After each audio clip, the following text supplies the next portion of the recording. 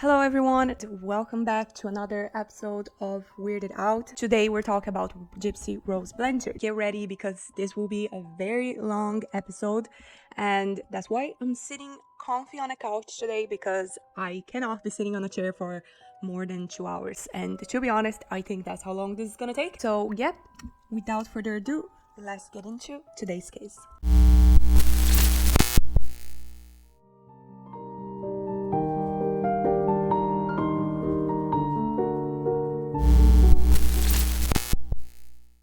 So Gypsy Rose Blanchard was arrested in 2015 because she was part of her mom's murder. A lot of people were very confused when this happened because Gypsy was, to everyone, just a little girl, and she was also very sick. She suffered from a lot of different diseases. She was also on a wheelchair. She even suffered with leukemia. So she had a very difficult life and childhood. Her mom would always take care of her and basically gave up for her life to take care of her sick child.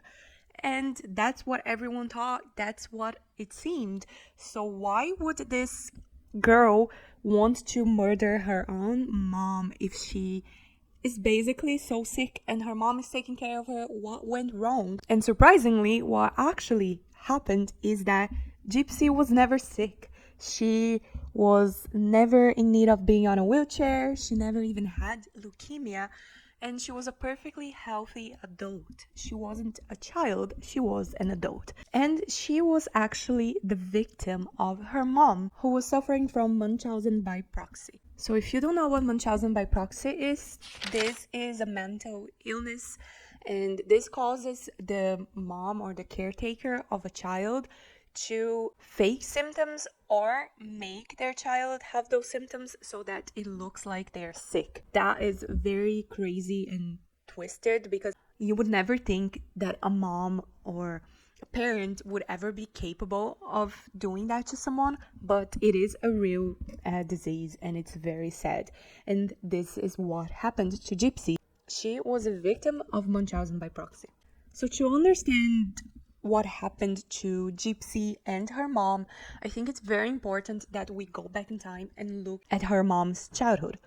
Her mom's name was Claudine Dee Dee Blanchard. She was born on May 3rd, 1967, and from the moment Dee Dee was born, her mother would say that she had a lot of diseases, that she was always sick, and she would basically isolate her. She wouldn't let her play with friends, and she wouldn't let her go out with her siblings and do sports or anything outside, because she would say that she was a very sensitive child, but she was also the mom's favorite. So she would be getting all the attention, and completely different from her siblings. She would just be the mom's favorite, and her mom would just be 24/7 coddling her. And by saying that, it already sounds like that has a connection to Gypsy, right? Because it seems that Gypsy's mom, Dee Dee, was also a victim of munchausen by proxy. But, we can't verify that for sure, but that's really what it sounds like. So Dee Dee was basically treated like a baby her whole life while her mom was alive.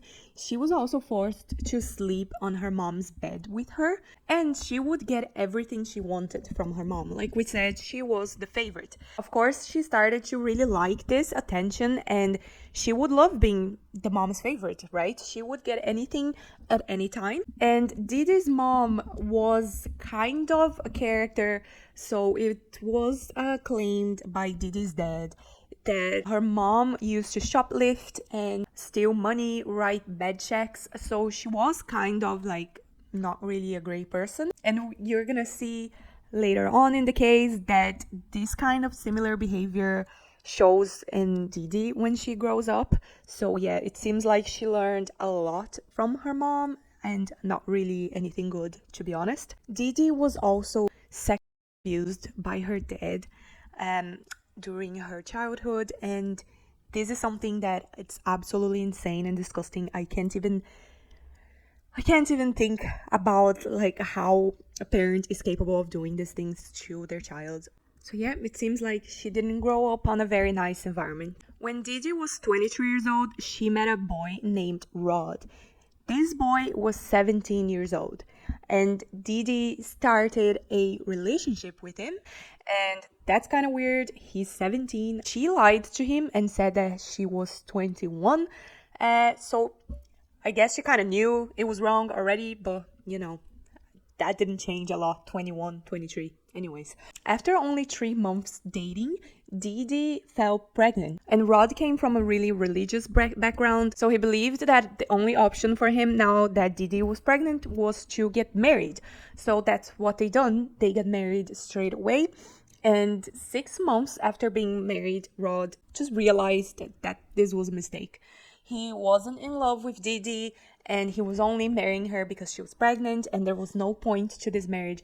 So even before Gypsy was born, Rod decided to divorce Dee Dee. So after divorcing Rod, Dee Dee moves back with her parents. In 1991, July 27th, it's when Gypsy Rose is born. And everything seemed fine until Gypsy was 3 months old. That's when it all started. So one night, Dee Dee noticed that Gypsy stopped breathing when she was sleeping. So she decided to rush her to the hospital. Of course, she was worried, but the doctors said that everything was fine, that it was normal, that she had no issues. But Dee Dee didn't agree with that, and she was refusing to believe anything that the doctor said.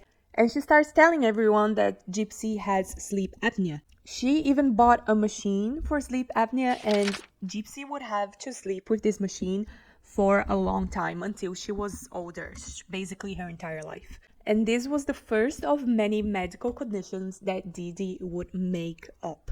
So not too long after this, Dee Dee noticed as well that Gypsy's eyes weren't really aligned, and she again got worried and went to the doctor. And the doctor actually diagnosed Gypsy with strabismus, which is the misalignment of the eyes. And she actually had this, and this will be the only medical condition throughout this entire case that is real. So she did 100% have this, and she had to go through surgery to fix her eyes.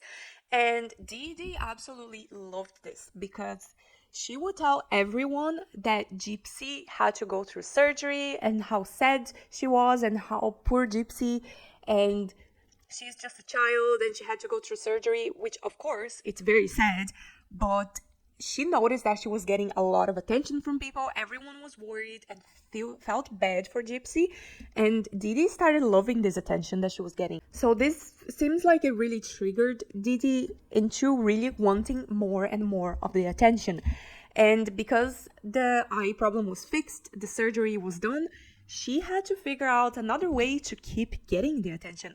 And she would figure out many different ways. So Dee Dee would start telling everyone that Gypsy had a lot of different diseases. By the time that Gypsy was 8 years old, she was seemingly paralyzed, had muscular dystrophy, had seizure disorder, impaired hearing, and a lot more. That's not even the start. And throughout all of this, throughout all of Gypsy's childhood, Dee Dee managed to convince a lot of doctors that those symptoms were real, that everything that she was making up to make Gypsy look sick, that it was real. And a lot of doctors fell for this. And if they didn't fall for it, then Dee Dee would just go to another doctor until they did believe her. And the doctors that believed Dee Dee even prescribed medications and made Gypsy go through different medical procedures because they really thought that she was sick.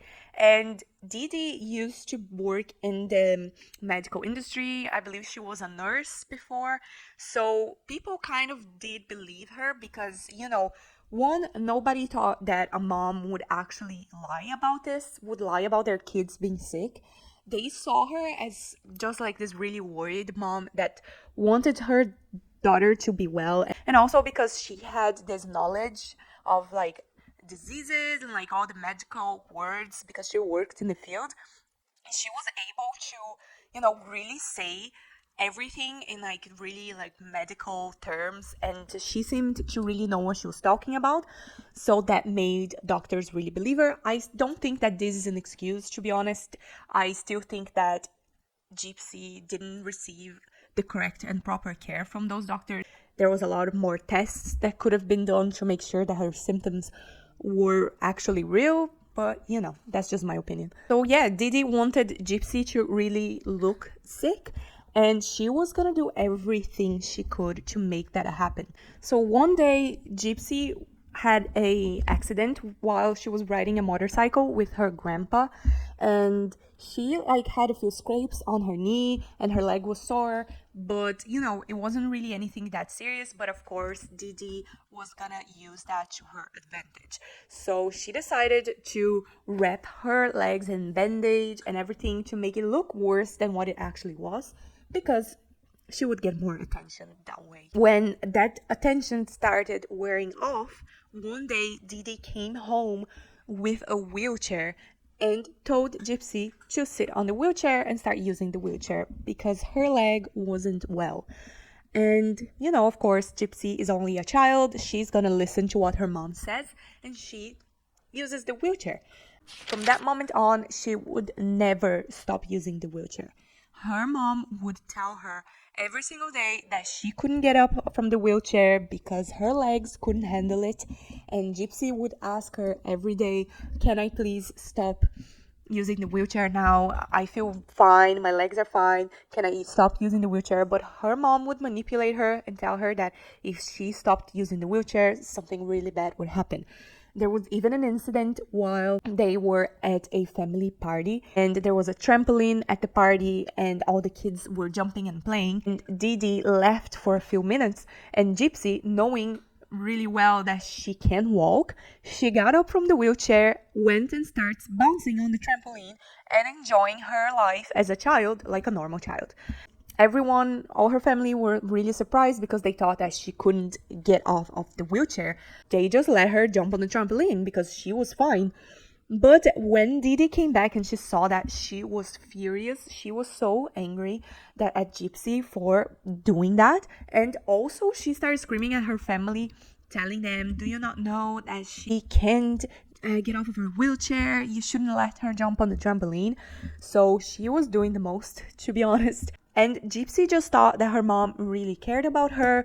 She didn't think that this was anything bad at first. So she was just following what her mom said. So she said, "Okay, fine," and went back to the wheelchair. And she would keep doing what her mom told her and believing that this was for the best. So as you've noticed already, Dee Dee was very controlling. She not only manipulated all her doctors and made them believe that Gypsy was sick, she also, every single time that a doctor got suspicious, she would just go and change doctors. But she was also very controlling of Gypsy. She would brainwash her. She would also make Gypsy believe that her dad was abusive, that he didn't want to be in her life, to a point that Gypsy didn't really want to have a relationship with her dad because she really believed everything that her mom said. But Gypsy's dad, Rod, he really wanted to be in Gypsy's life. He kept always trying to contact her, and he really thought that Dee Dee was just a really great mom and that she was doing her best to take care of Gypsy, and that she was sick. She was just taking all of her time to focus on her daughter. So he really believed that Gypsy was sick and that everything was real. And he couldn't spend a lot of time with Gypsy. So anytime that there would be any visits from him, Dee Dee had to be around. So she refused to let them be together alone. And that's just so sad because he seemed like he was such a genuine person, and he just really believed that she was being taken care of, and it was actually the complete opposite. So as you can imagine from this, Gypsy didn't really have a great childhood, so she couldn't really play like other kids. Her mom wouldn't let her out and enjoy sports and things like this, just like regular kids. And again, That's very similar to what Dee Dee's mom done to her. So really seems like there's a pattern here. Dee Dee also taught Gypsy how to lie to suit their story. So every single time that Gypsy would say something wrong, Dee Dee would hold her hand and like squeeze her hand. And that always meant like, shut up, like stop talking. And Gypsy would just do what her mom said all the time because she really wanted her mom to be happy, and she just believed it. Like at the start, she really believed that this was for the best. Of course, she's a child. That's how she grew up. She had no friends, she had no knowledge of the outside world. Like she was caged in this life. So you can't blame her for not knowing better. Because also Gypsy didn't even go to school. So she didn't have the opportunity to meet other kids or teachers. She only went to school for like 1 year, and Dee Dee put her out because she said she was worried that the teachers wouldn't give Gypsy her medication correctly. But this is actually some kind of like really big manipulation because, of course, Dee Dee didn't want Gypsy to, meet people and start understanding things better and maybe start questioning her mom. Didi claimed that she was homeschooling Gypsy, but that was a big fat lie. That was not true at all. She was not homeschooling her. She wasn't teaching her a single thing. The only thing that she was teaching her is how to be sick, how to stay sick. But she was not giving her any sort of lessons about life or anything at all. Again, this is a way of controlling Gypsy so that she has no knowledge of life, that she just can't question her mom because to her mom knows everything and she knows nothing. Gypsy not going to school would also be so helpful for Didi to continue with her claim that Gypsy had a mind of a 7-year-old. So Didi would claim that Gypsy acted like a child because of her diseases, but it's just because she was raised to act like a baby all the time and she didn't grow up or learn anything. And it's not actually because of her diseases. The two of them also start moving around a lot. This is because Dee Dee didn't really want people to start questioning her, and once they did, she thought it would be better to move around and to go to a different state or a different city, and new doctors, new people, and more attention as well. And when Gypsy was around 8 years old, they moved to New Orleans in Louisiana. That's when Dee Dee started making up the lie that Gypsy had leukemia, literal cancer. So she even started shaving her head to make it look like she was going through chemotherapy, which is absolutely insane. And you can see that this is where it starts getting really bad. And her very mild illnesses that she was making up weren't enough, and she just kept going and doing more and more and more, and she just needs Gypsy to be like the most sick child in the world. Now, if you think that Gypsy is not suffering enough, it just gets so much worse. In 2000, when Gypsy was 9, her mom had a car accident, and it was really bad. She had to stay in the hospital for 2 months. And during that time, Gypsy had to move with her grandpa and her grandpa's wife. And let's not forget that her grandpa has a history of abuse, right? And yep, you're guessing, history is about to repeat itself. Gypsy has said on her recent documentary that during that time that she was living with her grandpa, he was abusing her. So he would take her off the wheelchair, undress her, and force her to perform sex acts. The craziest thing is that he was also interviewed in the documentary, and if you wanted to believe that maybe this was a lie and that he didn't do it or whatever, after you watch this interview, I think you will believe that he actually done it, because his answer was absolutely insane. So the interviewer asks him about this, right? And tells him that Gypsy claimed that he sexually abused her. And his answer was, "She was the one trying to touch me. Since she was 4 years old, she would try to touch me." What? Oh my god. So he basically blamed a child for sexually He said that Gypsy, a child, was sexually abusing him, which is insane. I'm sorry, but that is guilty. Absolutely guilty. There's absolutely no way or no reason why anyone would ever say that. And during that time, Dee Dee, she was really angry at her dad and her stepmom as well, because she thought that she was like trying to replace her mom that passed away. So she decides to start poisoning her stepmom with Roundup. And many years later, her stepmom passed away, and she had a really slow and painful death. And it's believed that the reason why was the poisoning. There's no real evidence for that, but that's what it's believed, that Dee Dee was basically part of her stepmom's death. So yeah, so Dee Dee decided that she had enough of her dad and took Gypsy and decided to move to Slidell, Louisiana. So while in Slidell, Dee Dee didn't think that Gypsy's crazy diseases were getting enough attention from people, and she wasn't getting enough attention, so she decides to make up another one. So she goes to doctors telling them that Gypsy is not able to eat properly, and she wasn't getting enough calories through her mouth because Gypsy had a food phobia. So she was telling all the doctors that Gypsy was like scared of eating, that she couldn't eat. So she decided to suggest to the doctor that Gypsy should get a feeding tube installed. Yep, that actually happened. The doctors went along with it and they installed a feeding tube on Gypsy. To me, that's absolutely insane, because how do you even do that without testing, without making sure that she actually does have a problem?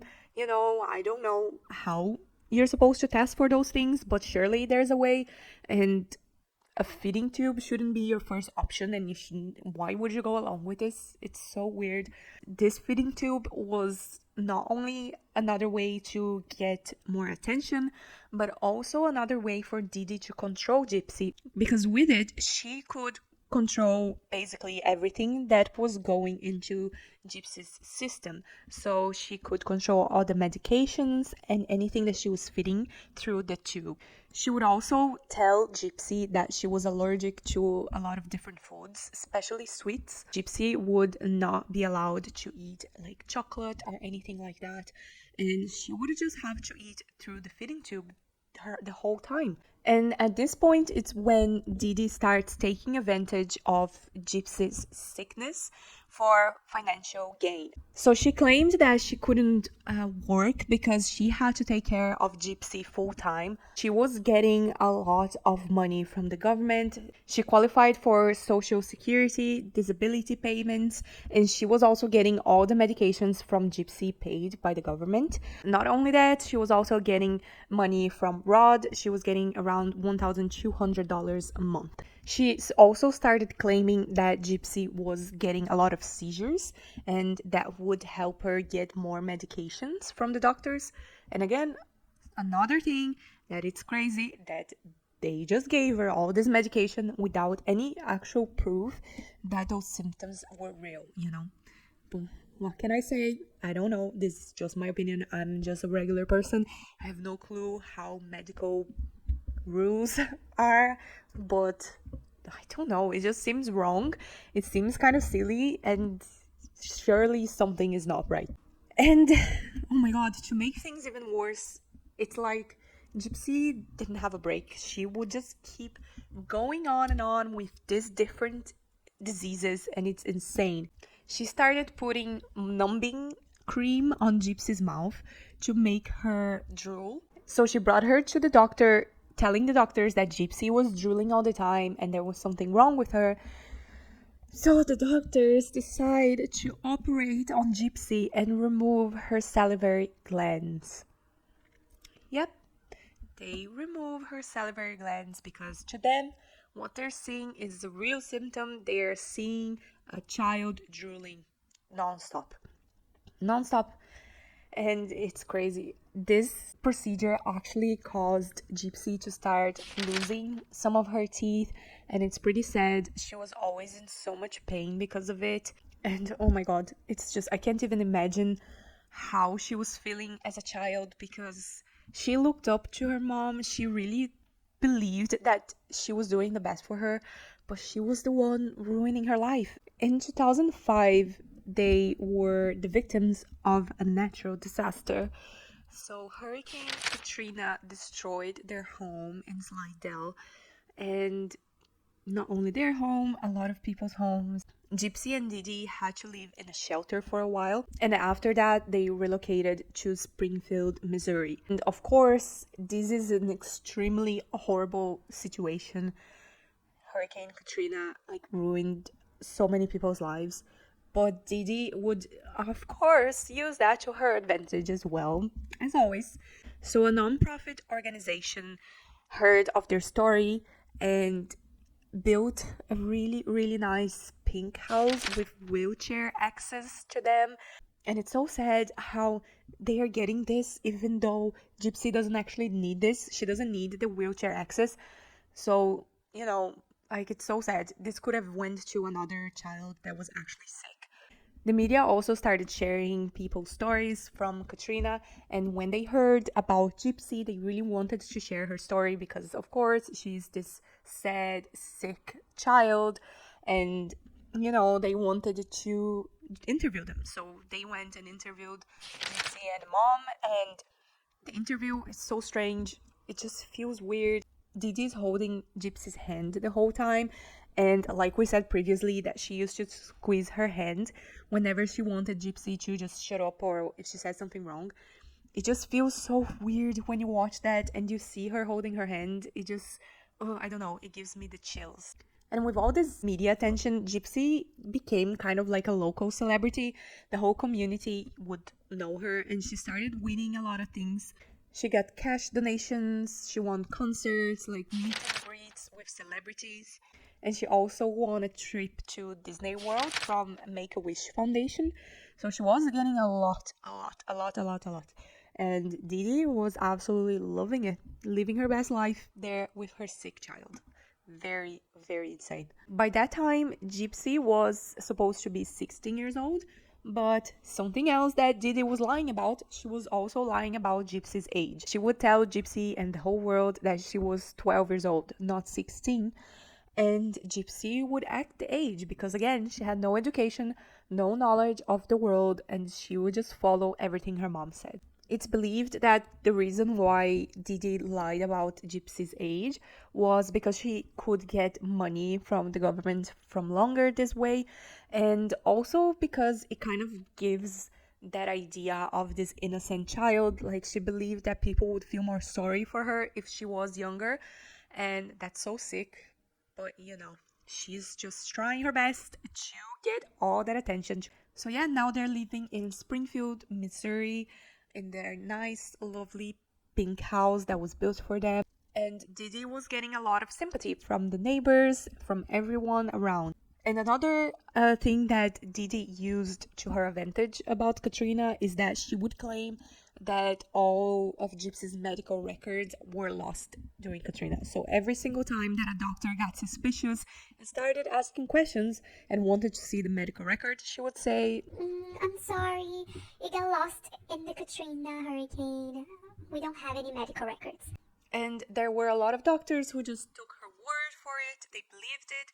But in 2007, one of the doctors that they went to, he was really suspicious of this whole situation.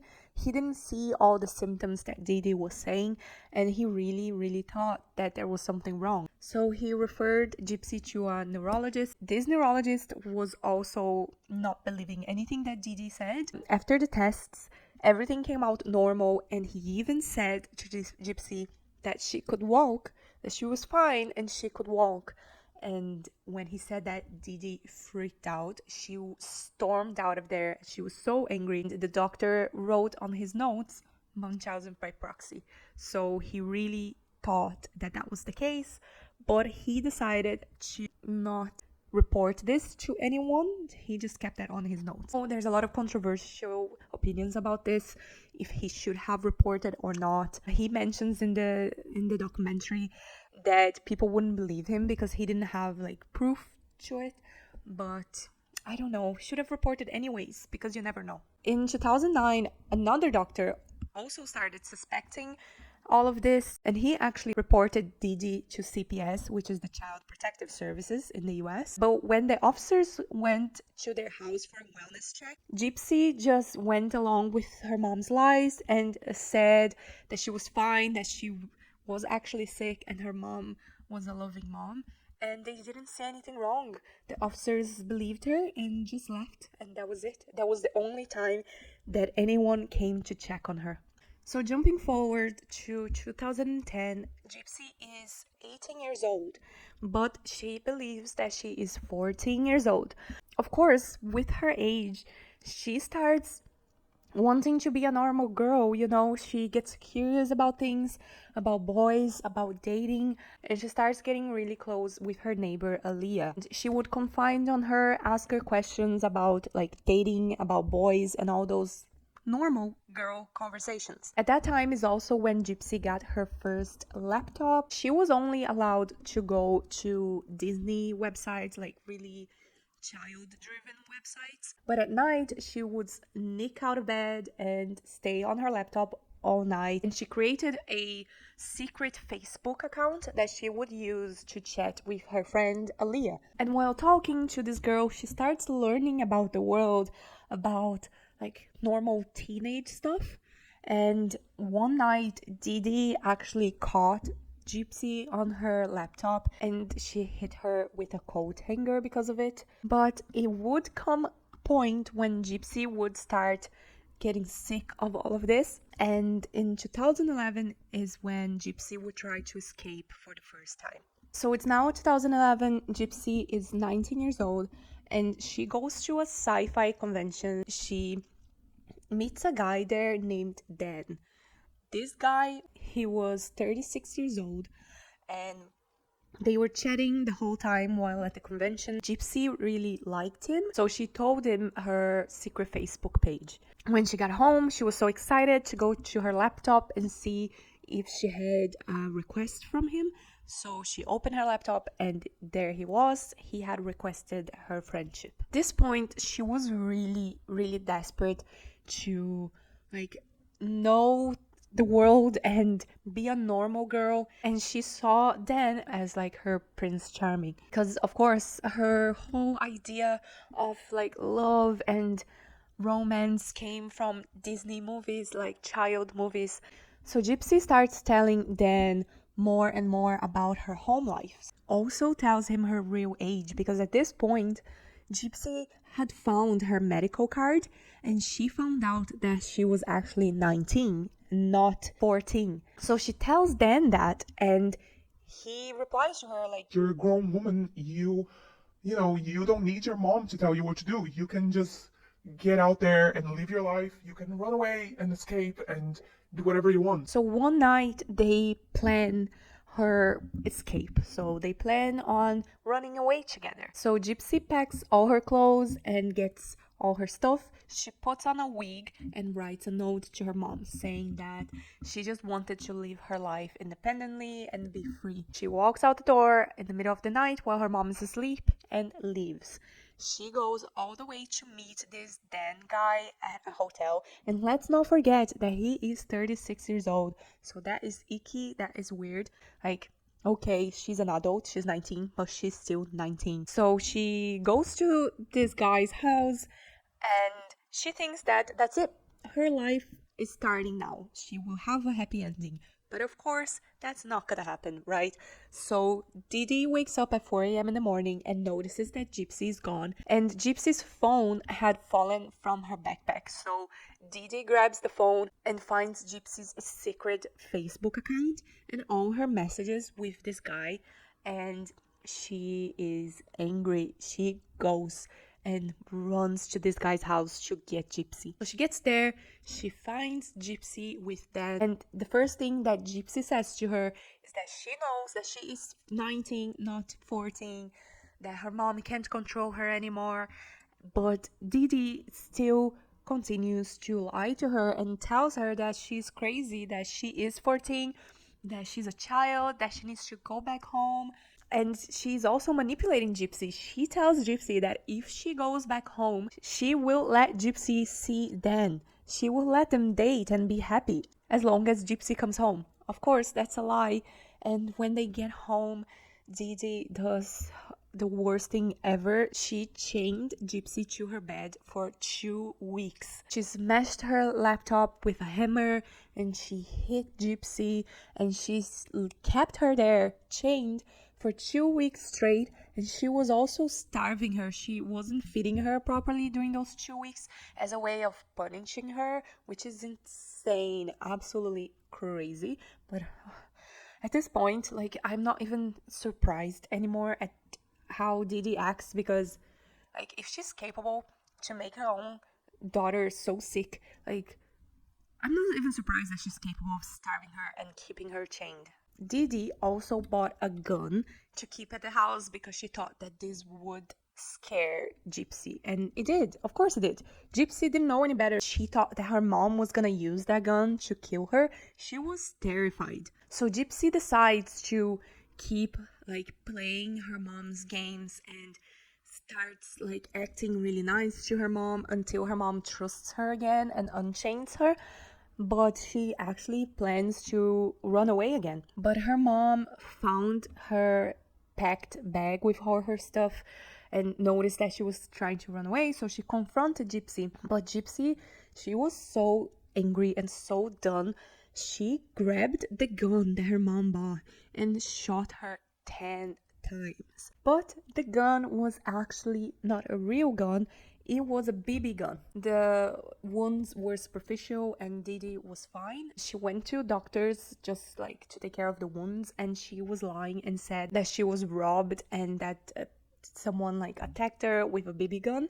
And, like, it's crazy how everything works out for Dee Dee in a way, because she was also getting so much attention from people after this. But the craziest thing is that Gypsy was capable of getting that gun and shooting her mom 10 times. She didn't know it was a BB gun. She thought it was a real gun. So you can really see how she was so desperate to escape this situation. She really wanted to just have her life. And she just thought that it was either her or her mom. There was no way that she was gonna get out of this life. That she was gonna have to wait until her mom was old and passed away, and then she could be free. But that could take years. So she really thought that was her only way to get rid of her mom, you know? And that's so sad. And at this point now, Gypsy knows her real age. She knows that she's not sick. She knows that she can walk, that she can eat. She was, like, sneaking out at night and eating food behind her mom's back because, as we talked before, she had a feeding tube installed. So, you know, she couldn't technically eat, but she could eat. So she was sneaking out and eating in the middle of the night. But she had to keep up the lies because at this point, she just wanted to make sure that her mom was happy because her mom started hitting her. So she would do all those things to her, chain her. So she had to keep up with the lies for her own survival, to be honest. So now we're jumping to 2012. Gypsy is 21 years old. And she has been spending all her time trying to convince her mom that she was regretful from trying to escape, that she loved her mom, that she was grateful for her, and she was just playing nice with her this whole time. So she gained her mom's trust again and got her laptop back. And one night, her mom went to sleep and Gypsy started chatting with her neighbor Aaliyah again. And they were talking about boys and all that stuff, and Gypsy was talking about how she wanted to date. And Aaliyah suggested that Gypsy would go on a Christian dating website. She went to the website, she created a profile and started scrolling and looking at all these different people. And that's when she came across Nicholas Goldjohn's profile. So she messages him, they start talking regularly on Facebook and they start hitting it off. They really like each other. And only 2 weeks after they started talking, they make it official. They decide to be boyfriend and girlfriend. And while all of this is happening and they're chatting, one of Nicholas' old girlfriends texts Gypsy on her Facebook and warns her about him. So she tells her that he's abusive, that he's weird, that he's crazy. But Gypsy doesn't believe her. She just thinks that she's just a jealous ex-girlfriend and that anything that she's saying is not real. But again, she didn't have a lot of knowledge of the world. This was her first time, like, actually dating someone, So she didn't really know anything. So she just thought she was lying. So yeah, Gypsy ignored all of any red flags, and she believed that this was like a fantasy kind of love, that this was her true love, her Prince Charming, and she was really thinking that she was really in love. So Gypsy tells Nicholas everything about her life. She tells him that she's not actually sick, all about her age and everything about her mom and how her mom treats her. And Nick also shares with her about his life, and he shares that he has autism, and they just open up to each other, They see that they can just trust each other, and they're talking about everything. And Gypsy tells Aaliyah, her neighbor, about Nick and how she's in love with him and that they're gonna get married one day. And Nicholas would always tell Gypsy that he was always gonna protect her. And Gypsy loved that because he was the first person that was giving her this amount of affection and love. And she was really in that need of escaping her life and her mom. So she thought that him saying he was gonna protect her means the world to her, that this is it, this guy is everything to me, he is like my Prince Charming, he is the one who's gonna save her life. Gypsy also recently claims that she started noticing a lot of red flags with Nick. He would force her to text him, "I love you and I adore you, my King Charming," or something weird like that, every single time they finished the conversation. So if they were like going to bed, if she didn't text him, "I love you and I adore you, my King Charming, good night," like if she didn't text that, he would be so angry at her and like say a lot of horrible abusive things to her. But she ignored that. She just thought that he was just quirky, so she just kept going along with it. Nick also told her that he had multiple personalities.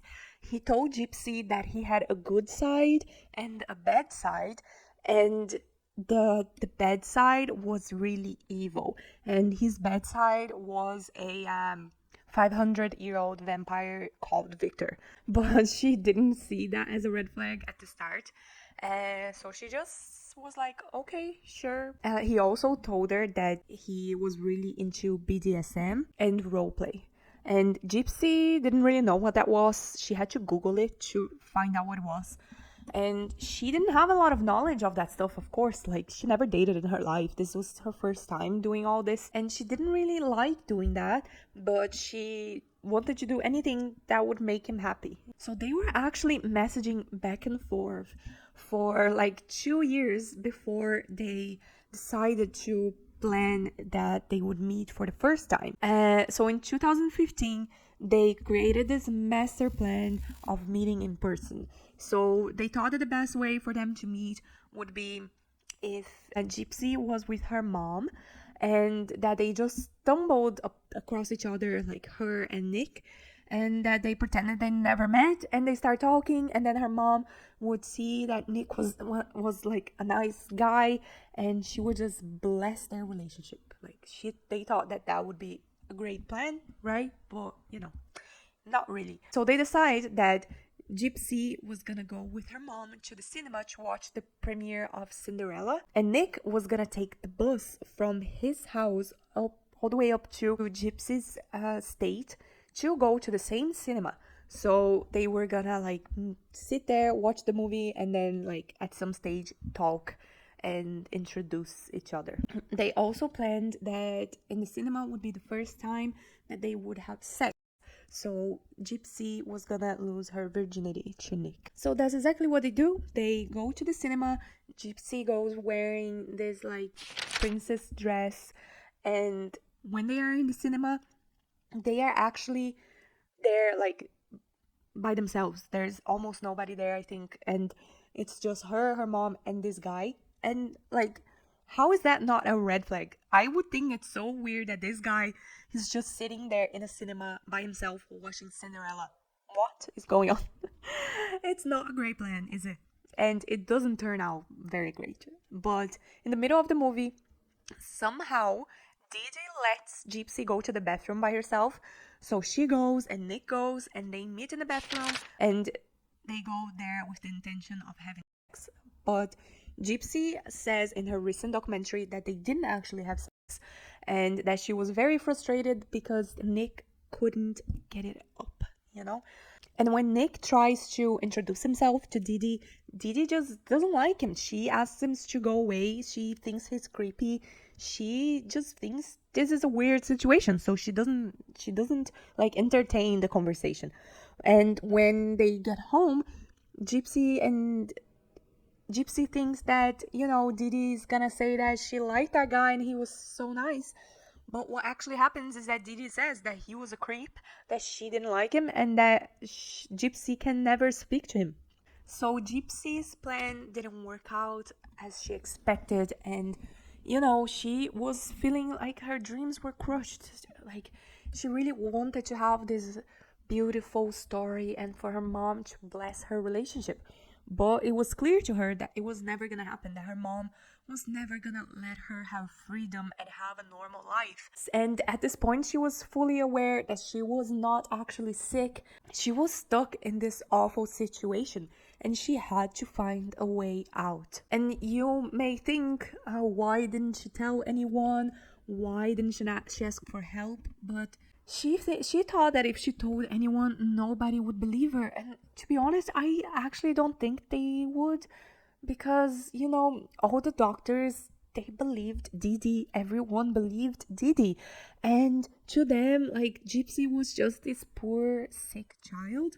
So, you know, she didn't know any better. So she really didn't think there was a way out of this. So Gypsy started to think that the only way that she could ever have a normal life would be if her mom was dead. So Gypsy was so frustrated, she couldn't take it anymore, and she starts telling Nick that she needed to get rid of her mom. And Nick would tell Gypsy that he would always protect her from anything, and Gypsy asked him, even my mom? And he said, yes, even your mom. And he told her that his crazy outer ego, his 500-year-old vampire, was gonna help her get rid of. And Gypsy felt like that was her only option, so she asked him, will you kill my mom for me? And he agrees. And that's when they start planning the murder. So they start looking up a lot of different methods how to kill the mom. So like poison, arson, with a gun. But they start quickly realizing that all those options are not going to work. So they decide that the best way to kill her is with a knife. One day, Gypsy and Dee Dee go to a Walmart and Gypsy steals a knife while Dee Dee is not looking and takes it home with her, and she's planning to use that knife to kill Dee Dee. So she sends Nick a video of the home layout, like explaining how the house is and where everything is. And Gypsy also started recording the bedroom where her mom was sleeping, and she would like record herself making those stabbing motions over the bed where her mom sleeps to show that that's where he would do it, which is kind of weird. Like, it's a really unsettling video, to be honest. Gypsy kept changing her mind a lot. So she kept telling Nick that she didn't know, she wasn't sure if she wanted to actually go through with it. But on the 2nd of June of 2015, she finally told Nick that she was ready, that that's what they had to do. And only a few days later is when the murder would take place. So their plan was Nick would travel from Wisconsin, where he lived, and he would go to Missouri and go to a hotel and wait for Gypsy's signal. So her signal would be mentioning that her mom is sleeping, and that's when he would be able to go to the house and kill her. And Gypsy really thought that this would be the start of her fairy tale. that after this night, she would finally be happy and free.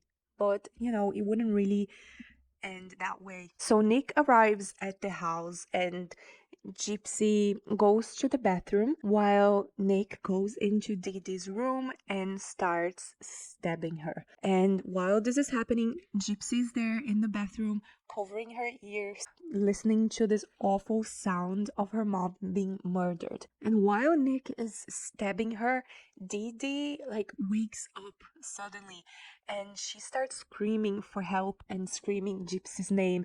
And Gypsy's there listening to all this, and I'm sure that must be so scary. That must be the worst thing that you listen to. Even though her mom done all of this to her, it's still her mom.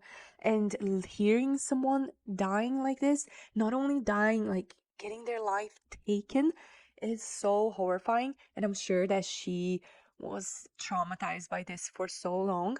But yep, that was happening. Nick was there stabbing her multiple times until she was unconscious. When Dee Dee is finally dead, Nick goes to meet Gypsy in the bathroom and he asks her if he could have sex with Dee Dee's dead body. Yep. Yep. If you think it wouldn't get worse, it's just it just gets worse. So yeah, he's like, Can I have with your dead mom? no, what do you mean? What? That's insane.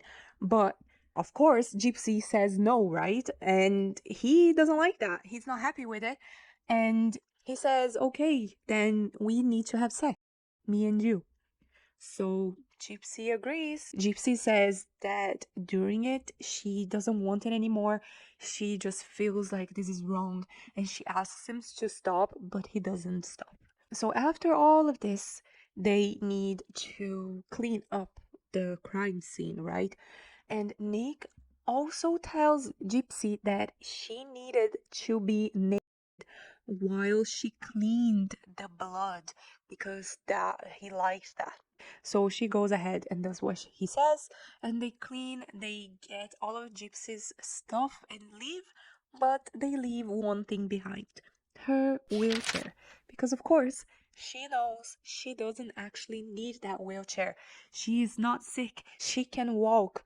So she leaves her wheelchair in the bathroom where she was hiding while her mom was being murdered. So the two go to a motel for the night, and they while they're in the hotel, they start making little videos, and it's so creepy because they're laughing and joking around and they're so happy after this after murdering Dee Dee. And if you watched that video without knowing what happened, you would have never thought that these two had just committed murder.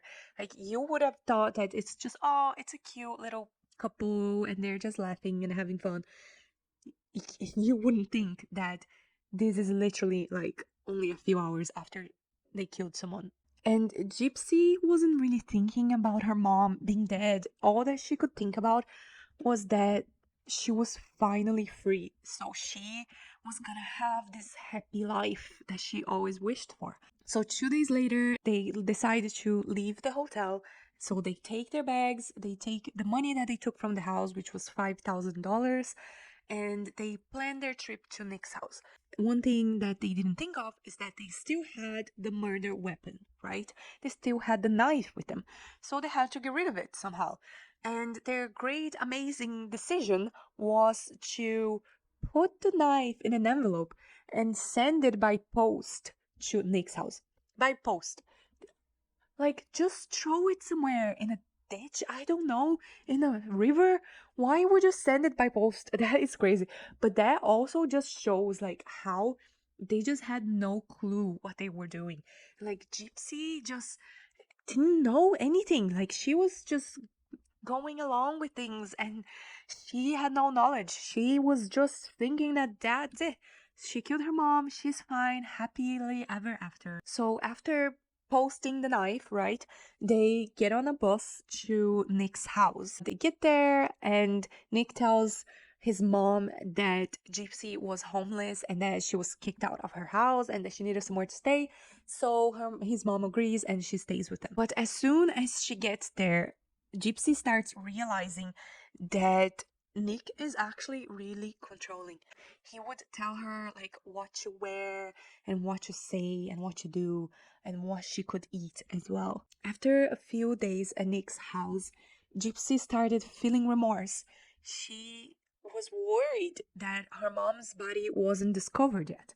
So she really wanted someone to find the body because she felt sad that her mom's body was there all alone and nobody knew. So she started thinking, how can I help the police or someone to find her body? So she had the idea to log in to Facebook. So she had a shared account with her mom. So they shared this Facebook profile. So she decides to log in there and post something that would make people get worried. So she made a post saying that is dead. That definitely did get a lot of attention from people because it's quite nasty and they didn't think that Dee Dee or Gypsy would ever say something like that.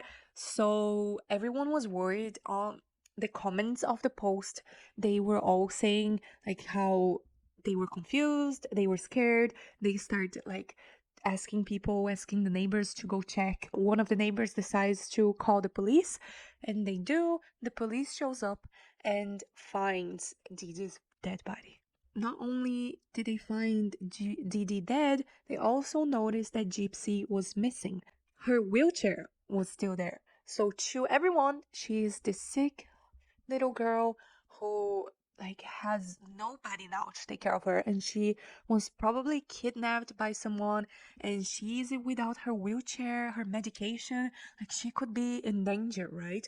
So everyone is really worried about Gypsy, and they thought that someone came in, murdered Dee Dee, and kidnapped Gypsy. So they start like organizing GoFunds to pay for Dee Dee's funeral, and in the meantime, the police is looking for Gypsy. So while they're investigating, the police manages to track the IP address of the person who posted on Facebook. So that post, that weird, crazy post, they track the IP address. And if you don't know the IP address, it tells them where you are, who you are, everything they need to know.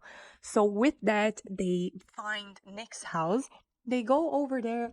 They ask them to get out, and Nick is the first one to come out.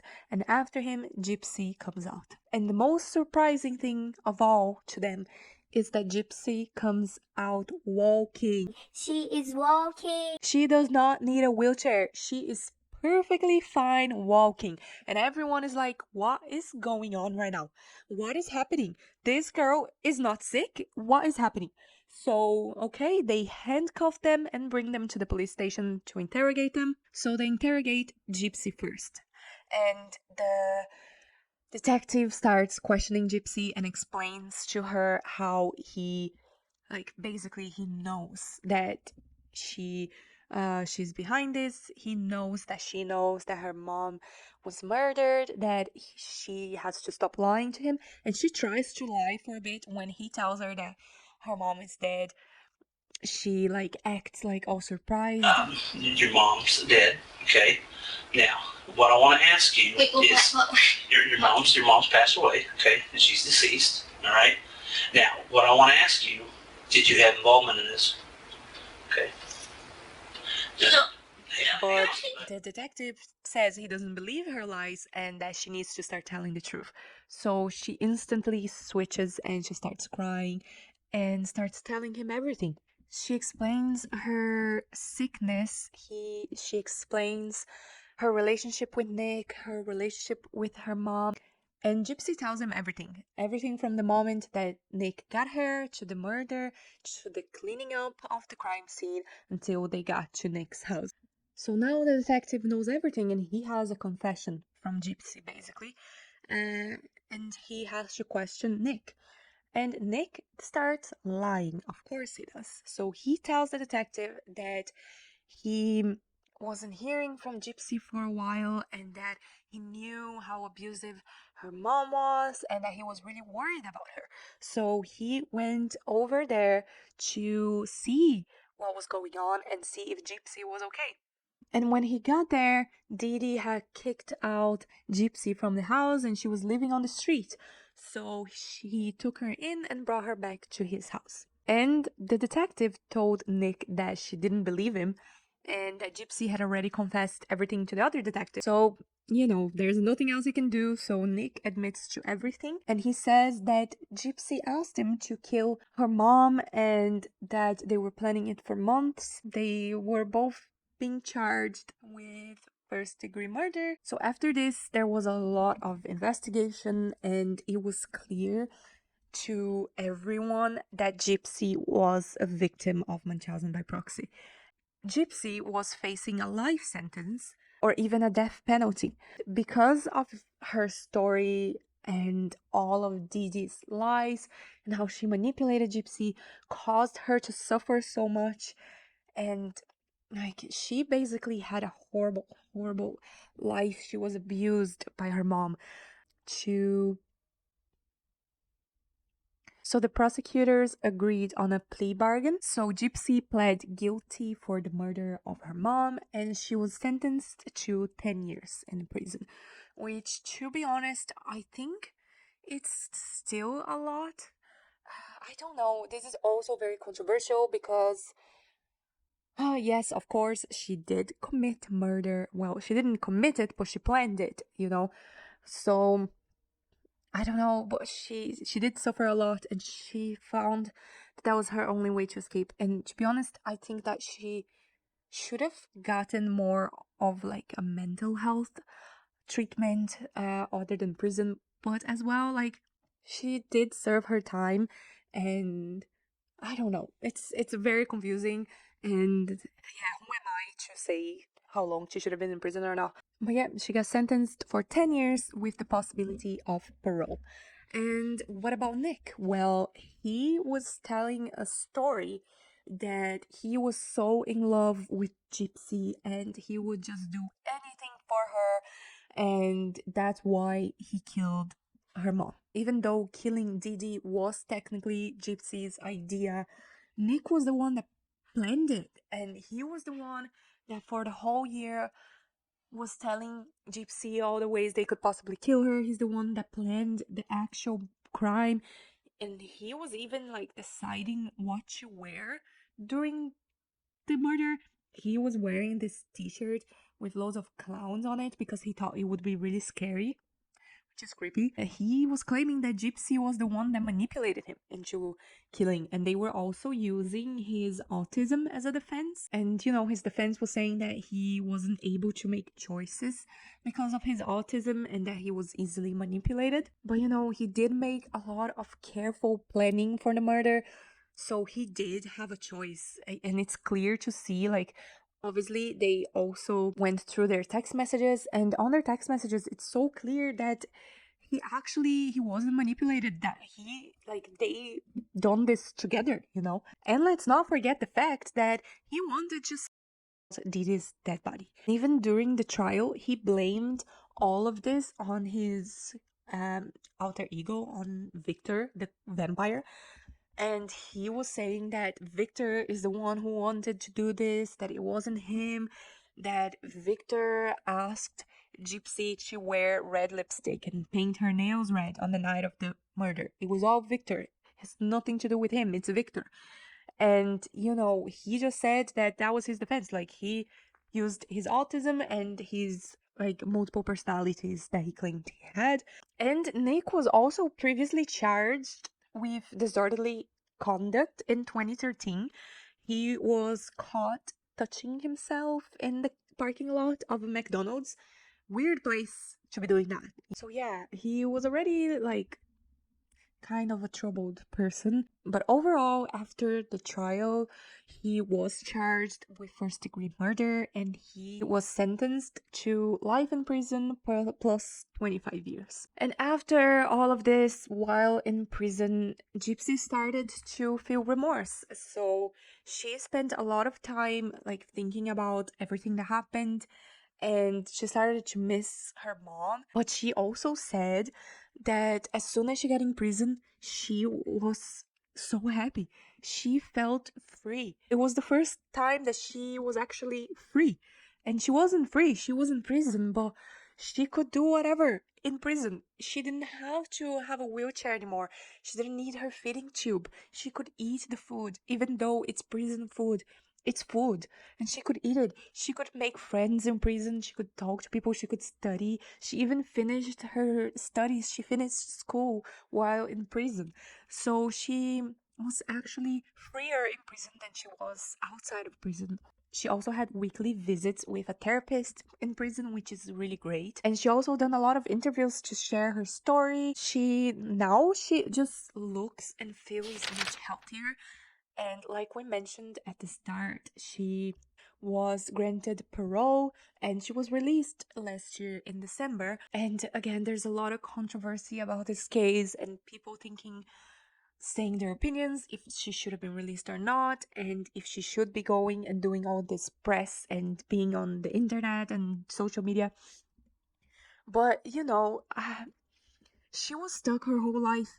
She didn't have a say on anything. She had no friends.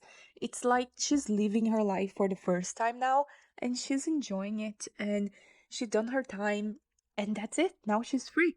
Has a new book out, her documentary, which was really, really the biggest part of my research for this case, and it's really interesting documentary. I really recommend watching. And yeah, she has a lot to tell, and she wants to be someone who is advocating for munchausen by proxy victims. And yeah, she's living her best life now.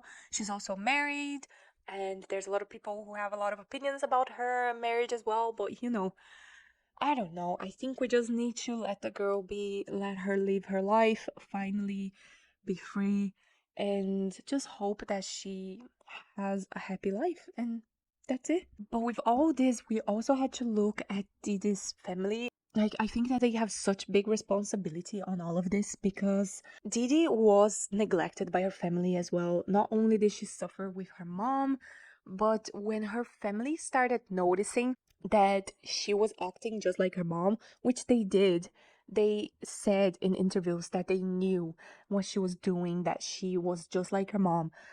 And they didn't stop her, they didn't help Gypsy, like nobody done anything. Her family just ignored all of this. And also the medical community failed Gypsy so badly. I feel like this is so strange. I don't understand how it's possible that all these doctors agreed with all these medical procedures and all this medication without any proof. I don't get it. But again, I am not a medical professional. I don't understand how things work. And if you do, please tell me in the comments. I would love to know. But we can't change what happened, and right now she seems to be much better than she was. Yeah. What do you guys think about today's case? Do you have any opinions about it? And let me know in the comments what case you want me to cover next. Again, tell me if I missed any information. And yeah, I hope to see you guys next week for the next episode. Have a lovely week. Ciao!